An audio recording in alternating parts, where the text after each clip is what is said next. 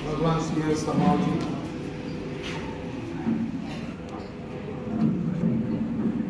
Punjab socialist alliance के द्वारा माननीय भगवान सिंह समाज इनको बठिंडा लोकसभा से चुनाव लड़ने के लिए खड़ा किया जा रहा है। उन्होंने जिस ढंग से बात रखी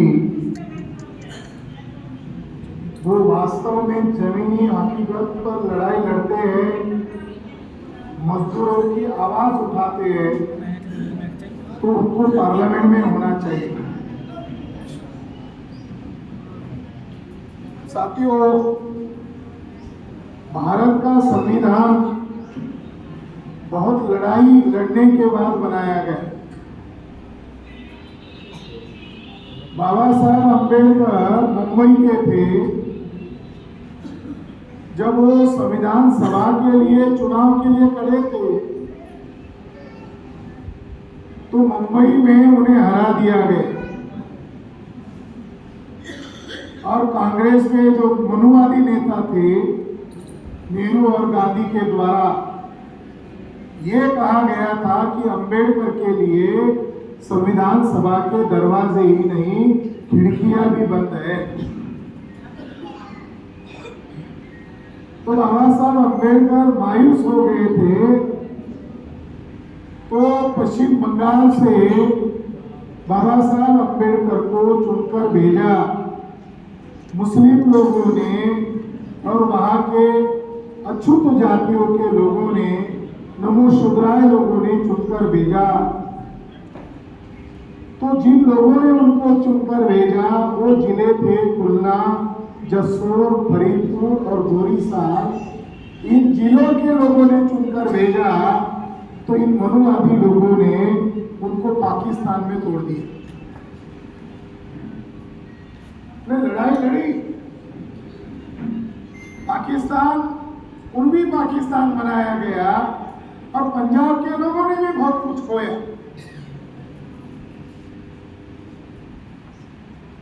तो हमारे संविधान में हम लोगों को क्या वोट डालने के लिए ही अधिकार दिया है क्या हम लोग वोट ही डालते रहेंगे? तो बाबा साहब अम्बेडकर ने हम लोगों को हुक्मरान कौम बनने का भी अधिकार दिया है। हमारे साथी पंजाबी में कह रहे थे कि वो बहुत खुश थे जब हमारे लोगों को वोट का अधिकार मिला, तो बहुत खुश थे और ये कहा कि अब राजा रानी की कोख से पैदा नहीं होगा, राजा बैलेट बॉक्स से पैदा होगा, लोगों के वोट के द्वारा पैदा होगा। लखनऊ में उनका एक सम्मेलन चल रहा था और उस सम्मेलन में बैकवर्ड कास्ट के लोग भी सुनने के लिए आए, ओबीसी के लोग सुनने के लिए आए और वहां पर एक बिन बुलाया मेहमान व्यक्ति था जो कांग्रेस का नेता था, गोविंद वल्लभ पंत। बाबा साहब अम्बेडकर कांग्रेस के मंत्रिमंडल में लॉ मिनिस्टर थे और वो इंडिपेंडेंट अपना एक संगठन की पार्टी भी चलाते थे। तो नेहरू को लगा कि मंत्री होने के बावजूद ये हमारी फिक्र नहीं रखता, तो अपने लोगों के बीच में जब भाषण करेंगे तो जरूर हमारे खिलाफ बोलेंगे। तो बाबा साहब अम्बेडकर ने एक दिन अपने लोगों को उस सम्मेलन में कहा कि एक ना एक दिन नेहरू मरने वाला है, वो कोई अमर पट्टा लेकर पैदा नहीं हुआ है और एक ना एक दिन मैं भी मरने वाला हूँ, मैं भी कोई अमर पट्टा लेकर नहीं आया हूँ, मगर मैं मर जाऊंगा तो मुझे फिक्र नहीं है क्योंकि मैंने संविधान में मेरे लोगों को वोट देने का और शासक बनने का अधिकार दिया है। अगर शेड्यूल कास्ट के लोग और बैकवर्ड कास्ट के लोग साझा मंच बना ले तो उत्तर प्रदेश का का सीएम क्या, देश का पीएम भी आपको बनने से कोई नहीं रोक सकता। जब आप लोग बैकवर्ड कास्ट के लोग इकट्ठा आ जाएंगे, आप लोग हुक्मरान बन जाओगे, तो मंच पर जो ब्राह्मण बैठा था गोविंद वल्लभ पंत, उसकी तरफ इशारा करते हुए कहा, फिर अगर हम लोग हुक्मरान हो जाएंगे तो पंडित गोविंद वल्लभ पंत और उसके जाति के लोग क्या करेंगे, हमारे लोगों के जूते के फीती खोलने में ये पंडित लोग, ब्राह्मण लोग गर्व महसूस करेंगे। वोट का मूल्य, अगर हम हुक्मरान बन जाएंगे तो हम हमारे दुख तकलीफ पीड़ा का हम फैसला करेंगे। मगर आज फैसला कौन कर रहा है? हमारी तकलीफ पीड़ा का फैसला क्या हमारे चुने हुए प्रतिनिधि कर रहे हैं क्या? हमारे दुख और तकलीफ का जो निर्माता लोग हैं, वो लोग हमारे समस्याओं को आए दिन बढ़ा रहे। साथियों, इस देश में बाइपोलर सिस्टम है, यानी एक सत्ता पक्ष रहेगा और एक विपक्ष रहेगा। सत्ता पक्ष अगर बीजेपी है तो विपक्ष में कांग्रेस है। सत्ता पक्ष बीजेपी ब्राह्मणों का दल है, विपक्ष कांग्रेस ये भी ब्राह्मणों का दल है। क्या ब्राह्मणों को सत्ता में लाया जाएगा और विपक्ष में ब्राह्मण ही बैठेगा? क्या ये संविधान का सोच है? काशीराम जी कहा करते थे, मान्यवर जी, कि ये कांग्रेस सांप है और बीजेपी ये नाग है। कांग्रेस आएगा तो भी डसेगा और बीजेपी आएगा तो भी डसेगा। एससी एसटी ओबीसी का क्या भला किया कांग्रेस के लोगों ने? क्या भला की? कांग्रेस की विचारधारा और आरएसएस की विचारधारा एक ही है। इन दोनों की विचारधारा संविधान के विरोधी है, बहुजन समाज के विरोधी है। 1952 में प्रथम लोकसभा का चुनाव हुआ, 1957 में दूसरी लोकसभा का चुनाव हुआ, तो आरएसएस के लोगों की पार्टी थी जनसंघ, मगर आरएसएस के लोगों ने कांग्रेस की मेंबरशिप ली और 1957 में कांग्रेस की तरफ से चुनाव लड़े। कई जगह से उन्होंने कांग्रेस के कैंडिडेट बनकर चुनाव लड़े।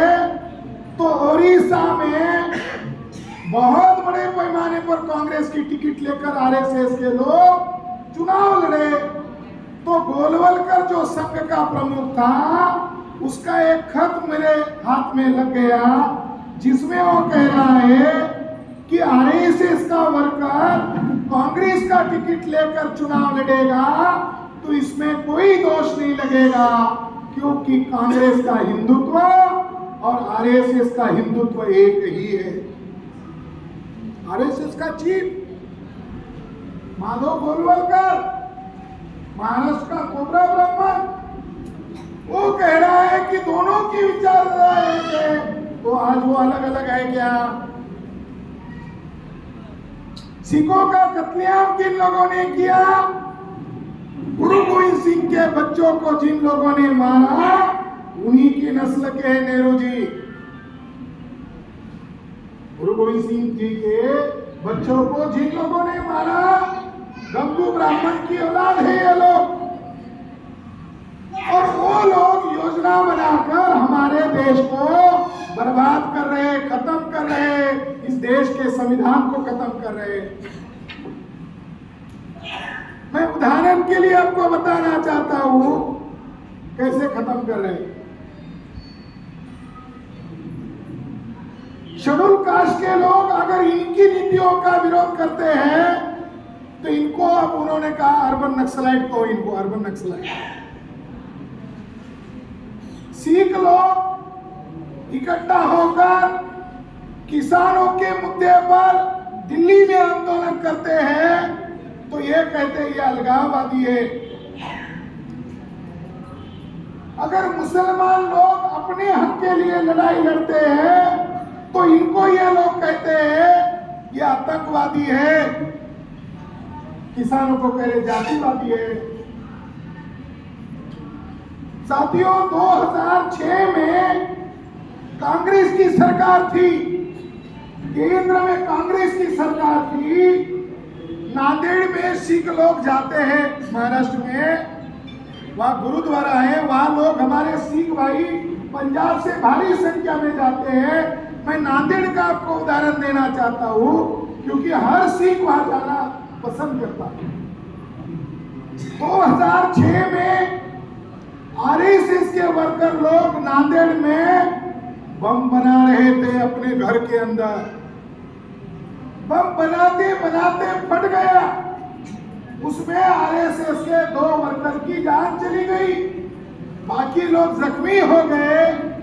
और कांग्रेस की सत्ता थी तो कांग्रेस ने सीबीआई के जरिए से, एनआईए के जरिए से उसकी जांच करवा दी और जांच में पाया गया कि आरएसएस के लोग बम बना रहे थे, बनाते बनाते फट गया।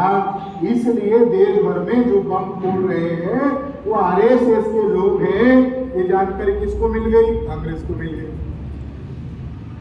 कांग्रेस ने जांच को रोक दिया और आरएसएस को बचा दिया। 2008 में 2009 में मालेगांव में बम ब्लास्ट हुआ और वहां के एटीएस करकरे के द्वारा इनके फोन टैप किए गए, इनके लैपटॉप जब्त किए गए और वो जो गुप्त मीटिंग करते थे उसको वीडियोस मिल गए।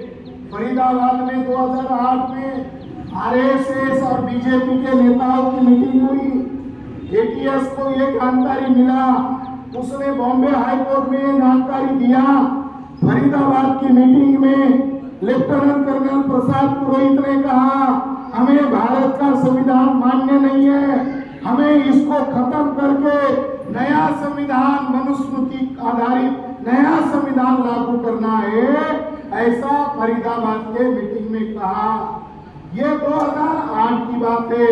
2013 तक कांग्रेस की सत्ता थी, वो चाहते तो आरएसएस को बैन करवा देते, मगर जिसमें लेफ्टिनेंट कर्नल प्रसाद पुरोहित था, प्रज्ञा सिंह ठाकुर थी और लेफ्टिनेंट कर्नल प्रसाद पुरोहित, शंकराचार्य पांडे, यानी ये नाम से पता चलते ब्राह्मण लोग थे। इनको रोका नहीं, बल्कि जिस औरत ने बम ब्लास्ट करने में ज्यादा रोल किया उस प्रज्ञा सिंह ठाकुर को एमपी बनाया गया। प्रज्ञा सिंह ठाकुर को एमपी बनाया गया। और अभी मुंबई से उज्जवल निकम नामक एक वकील को कैंडिडेट के तौर पर बीजेपी खड़ा कर रही है, क्योंकि 26/11 का जो अटैक हुआ था उस अटैक में आरएसएस और पाकिस्तान के आतंकवादी लोगों ने मुंबई पर अटैक किया था। तो इस देश में आरएसएस और कांग्रेस की विचारधारा एक ही नहीं है, बल्कि एक दूसरे को बचा रहे हैं। हमारे जो भगवान सिंह जी है ये बता रहे थे कि मजदूरों का कोई आवाज बन नहीं रहा है, मजदूरों के पक्ष में कोई बोल नहीं रहा है। कैसे बोलेगा, कैसे बोलेगा? 1991 में मनमोहन सिंह की सरकार थी, कांग्रेस के ब्राह्मणों ने मनमोहन सिंह को आगे किया और मनमोहन सिंह के द्वारा एक कानून पास किया जिस कानून का नाम है नई आर्थिक नीति, एलपीजी। यल यानी लिबरलाइजेशन, पी यानी प्राइवेटाइजेशन, जी यानी ग्लोबलाइजेशन। सरकारी जॉब कहाँ है? गवर्नमेंट अंडरटेकिंग सेक्टर में है, सरकारी उद्योग कंपनियों में है। 1991 में कांग्रेस ने प्रस्ताव रखा बीजेपी ने समर्थन दिया, कम्युनिस्टों ने समर्थन दिया, यानी सरकारी उद्योग कंपनियों को बेचने के लिए कांग्रेस ने प्रस्ताव रखा, बीजेपी ने समर्थन दिया, कम्युनिस्टों ने समर्थन दिया। ये ब्राह्मणवादी दलों की एक नीति है, एक ही पॉलिसी है। 1991 को ये काला कानून पास हुआ, आज 34 ईयर हो गए हैं, एक भी नेता इसके खिलाफ नहीं बोल रहा है। रिजल्ट क्या है? नरेंद्र मोदी ने बचा कुचा हुआ सारे सरकारी उद्योग कंपनियों को बेच दिया। अब देश का मालिक चुने हुए पार्टी के लोग नहीं है, विपक्ष के लोग नहीं है, भारत सरकार की रेल अब भारत सरकार की रेल नहीं है। उसका मालिक कौन है? गौतम अडानी। इन लोगों की नीति के कारण ये हुआ। बीएसएनएल को बंद करके अंबानी का सीम शुरू कर दिया, सारी उद्योग कंपनियों को भेज दिया गया। अब भारत की सीमाओं पर लड़ने वाले जो बच्चे हैं, उसमें जाट लोगों के बच्चे हैं, पंजाब के हमारे मूल निवासियों भाइयों के बच्चे हैं। अब इन्होंने मिलिट्री को तक भेज दिया, यानी हमारे लोग केवल वोट डालते हैं, मगर जिनके समर्थन में वोट डालते हैं उन्होंने क्या कर दिया? देश को बेच दिया, मिलिट्री को बेच दिया, और उन्होंने जो ऑर्डिनेंस फैक्ट्री थी उसका भी निजीकरण कर दिया, और 3 साल के अग्निवीर पैदा कर दिए। अब 3 साल का बच्चा 3 साल में रिटायर्ड होके आएगा, उसके साथ कौन शादी करेगा? उसको ना पेंशन है। तो आने वाले समय में ये चुनाव जरिया है लोगों तक जाने का, लोगों को अपने मुद्दे बताने का, लोगों को लोकतांत्रिक ढंग से इकट्ठा करने का। ये हमें संविधान ने दिया हुआ अधिकार है। कोई हमारा आवाज बन नहीं रहा है, कोई हमारे मुद्दे उठा नहीं रहा है। इसलिए साथियों, हमें भगवान सिंह समाव जी को इस लोकसभा से ज्यादा संख्या में वोट देकर उनको पार्लियामेंट के अंदर भेजना होगा। अगर एक माई का दाल वहां पहुंचा तो उन मनवादी लोगों को उनकी औकात दिखा देगा।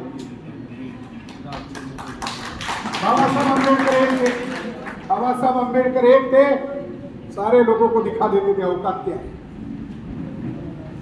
हाँ, हमारे लोगों का जुल्म क्यों हो रहा है? क्योंकि हम लोग दोस्त दुश्मन की पहचान नहीं कर रहे हैं। इन्होंने मैनिफेस्टो बनाया, मुझे पंजाबी में दिखाया, इन्होंने मैनिफेस्टो बनाया, मुझे पंजाबी में दिखाया, हमारे प्रदेश अध्यक्ष कुलदीप साहब ने वो दिखाया।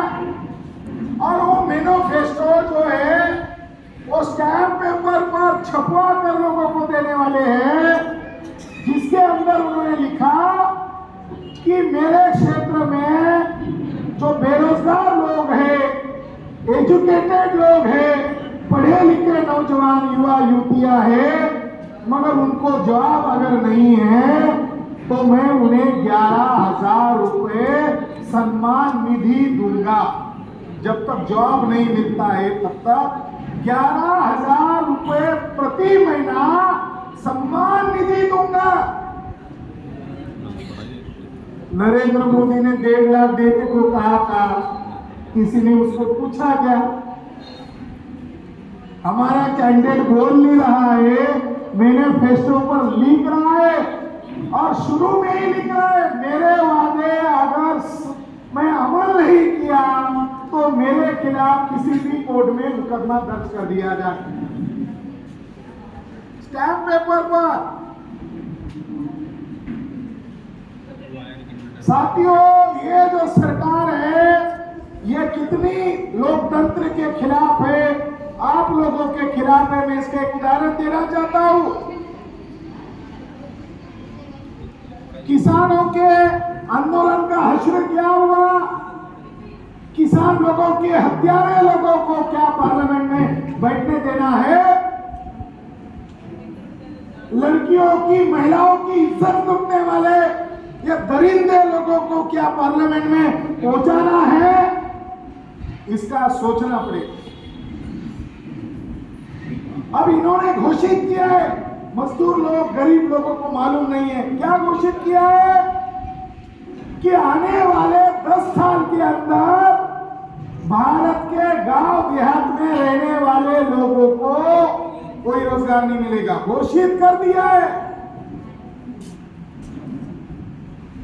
लॉकडाउन में इन्होंने काला कानून पास किया है, पार्लियामेंट के अंदर किया है, कोई डिबेट डिस्कशन तक नहीं किया, और उस कानून का नाम है नई शिक्षा नीति।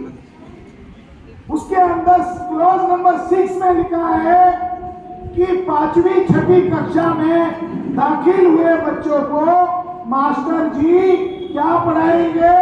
मास्टर जी अपने बाप दादाओं के पैतृक धंधे का प्रशिक्षण देंगे। अब चमार के बच्चों को क्या मास्टर जी पढ़ाएंगे? नाई के बच्चों को क्या पढ़ाएंगे? कुमार के बच्चों को क्या पढ़ाएंगे?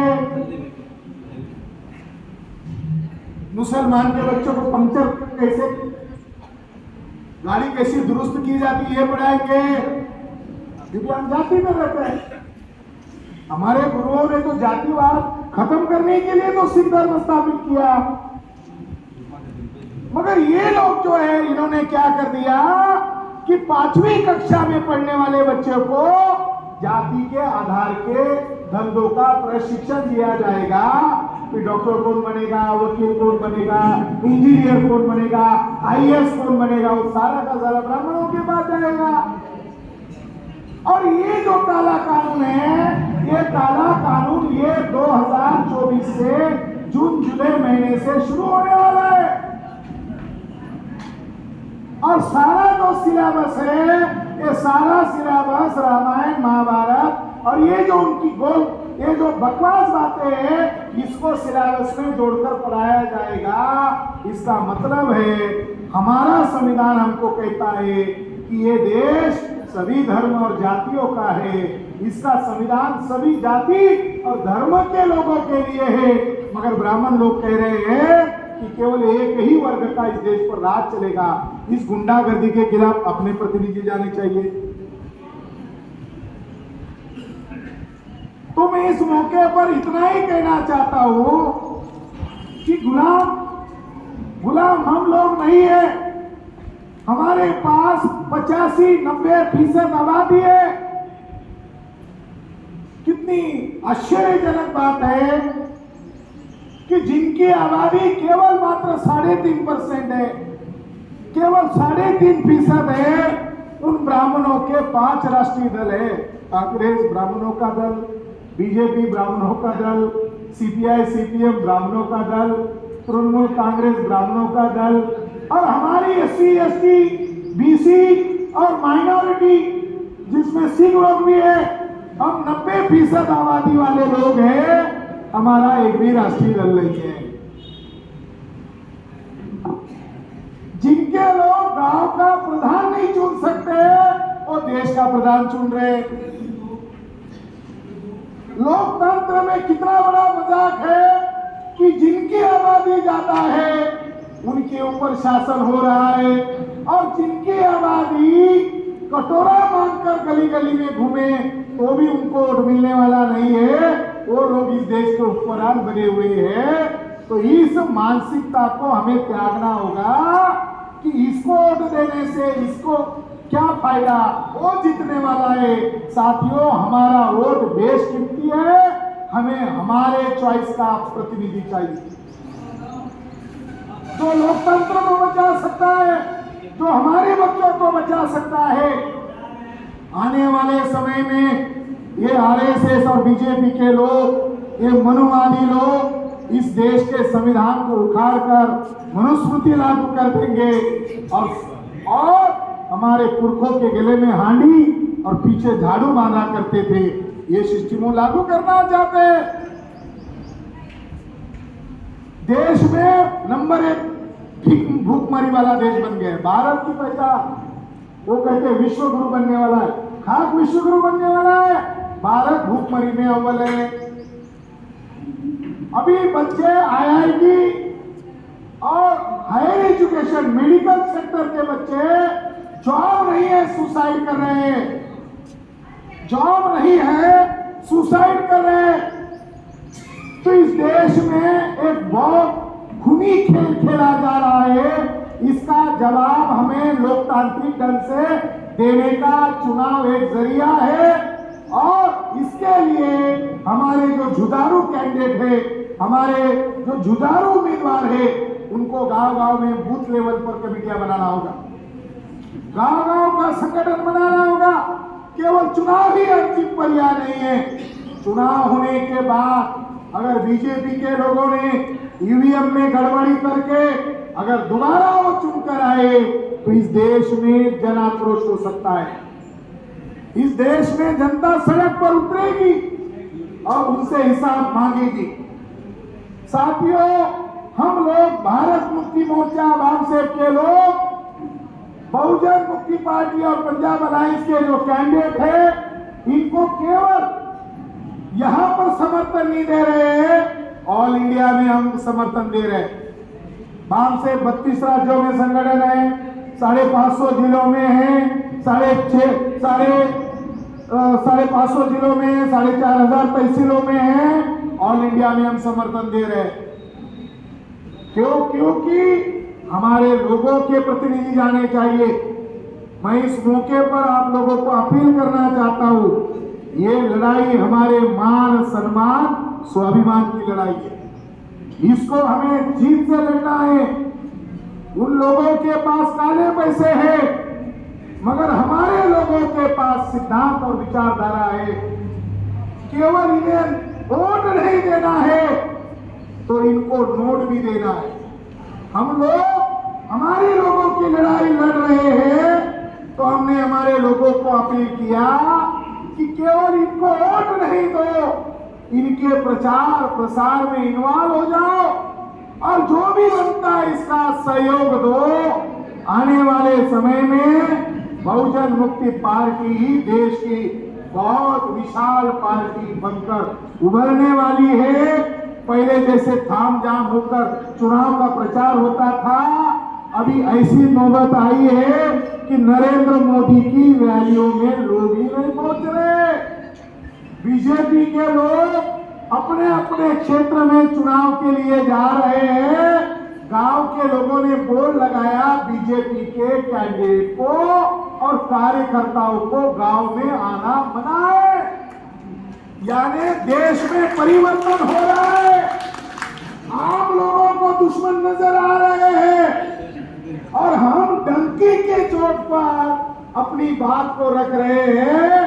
आम आदमी, गरीब आदमी, साधारण आदमी बोल रहा है मैं इसी की तलाश में था, कोई नहीं था, इसीलिए तो मजबूरी का नाम कांग्रेस था। हमारे लोगों को मजबूरी में कांग्रेस को चुनना पड़ता था, न चाहते हुए भी। तो इस देश का वास्तविक विपक्ष है बहुजन मुक्ति पार्टी। और आप जो पंजाबी में जो बातें बोल रहे थे, वो बातें महत्वपूर्ण है, आपके एजेंडे महत्वपूर्ण है और आपके एजेंडे को इन्होंने अपने मैनिफेस्टो में स्थान दिया है। मैं पंजाब अलायंस का और बहुजन मुक्ति पार्टी का और तमाम साथियों का मैं शुक्रिया अदा करता हूँ। और माननीय राष्ट्रीय अध्यक्ष वामन मेश्राम जी ने आपको संदेश दिया है कि इस कैंडिडेट को लोकसभा में ससम्मान पहुंचाना है, जिद्दोजहद करनी है, ताकत के साथ इनके समर्थन में संगठन खड़ा है। जय भीम, जय मूल निवासी, सत श्री अकाल।